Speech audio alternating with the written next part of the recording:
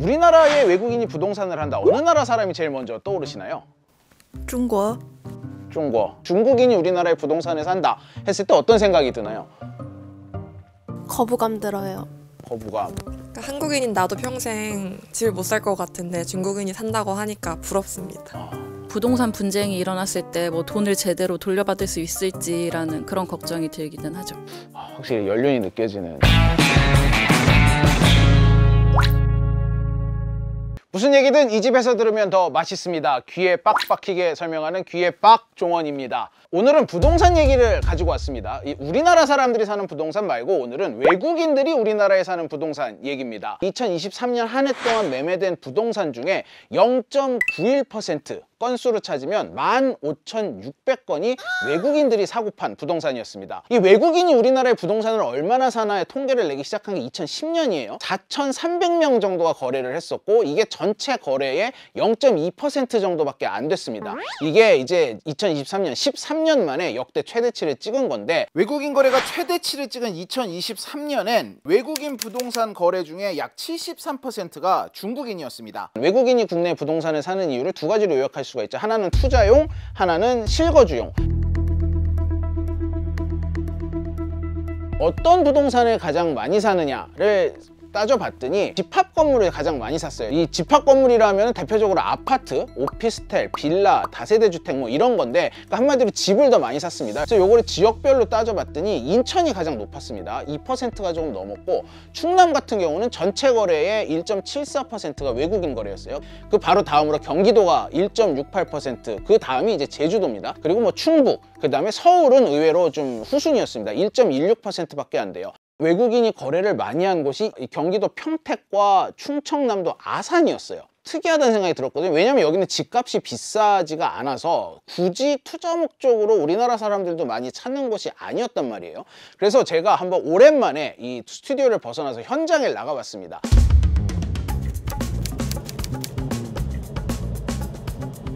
최근에 중국분들 손님들이 좀 늘어나는 추세인가요? 어떤가요?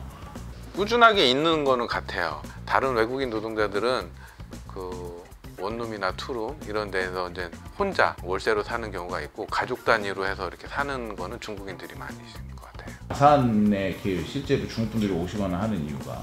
뭐 아산은 일단은 뭐 중국하고 가깝기도 하겠지만은 일단은 일자리 때문에 오시는 거기 때문에 대부분은 실거주 목적이에요.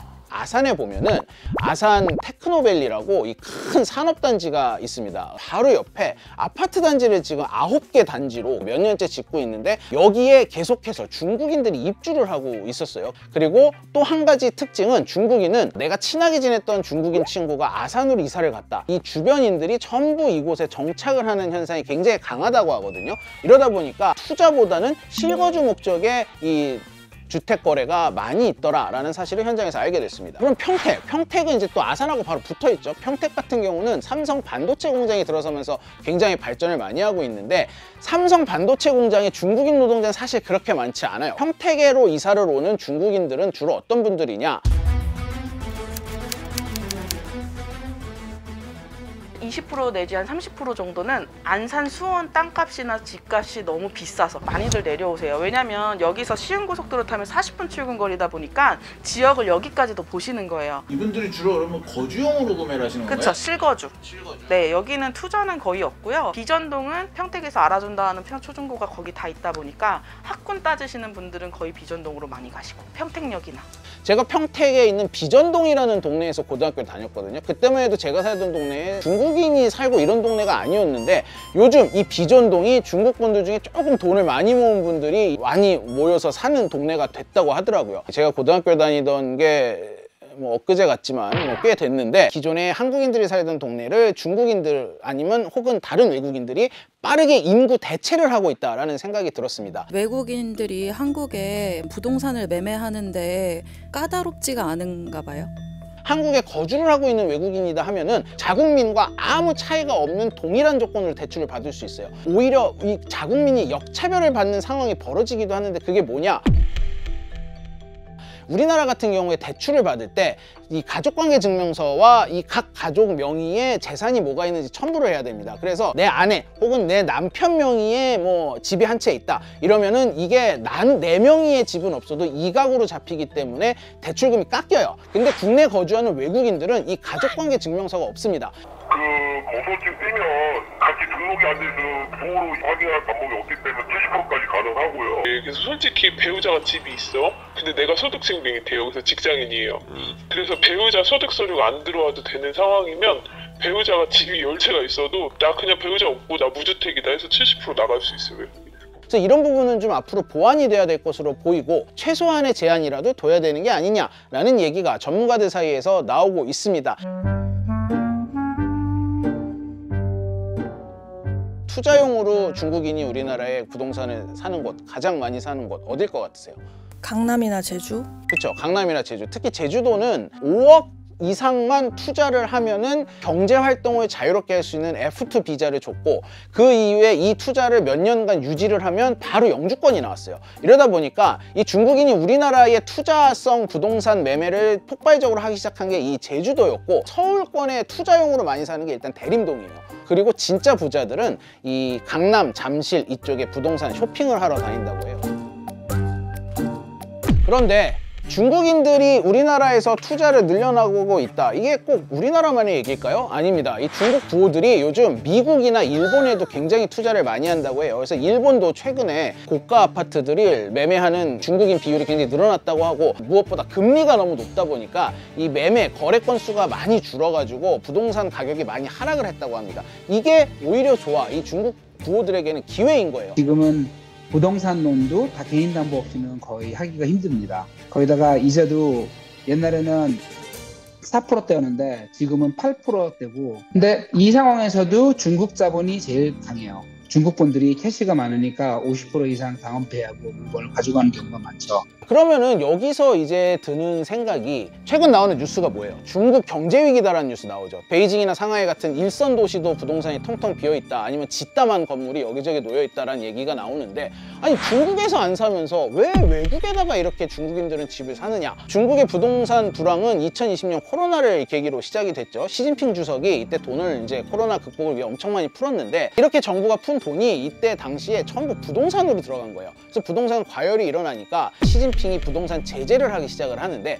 부동산 기업들을 겨냥합니다. 일단 금리가 많이 올랐고 두 번째는 부동산 기업에게 대출을 못 받게 했어요. 이 전체 자산 중에 대출이 아닌 현금 보유율을 일정 비율 이상으로 유지를 하게끔 했습니다. 이게 내리 3년을 갑니다. 이러다 보니까 헝다가 디폴트를 맞이했고 이 부동산이 중국 경제 전체에서 차지하고 있는 규모가 25% 정도 된다고 해요.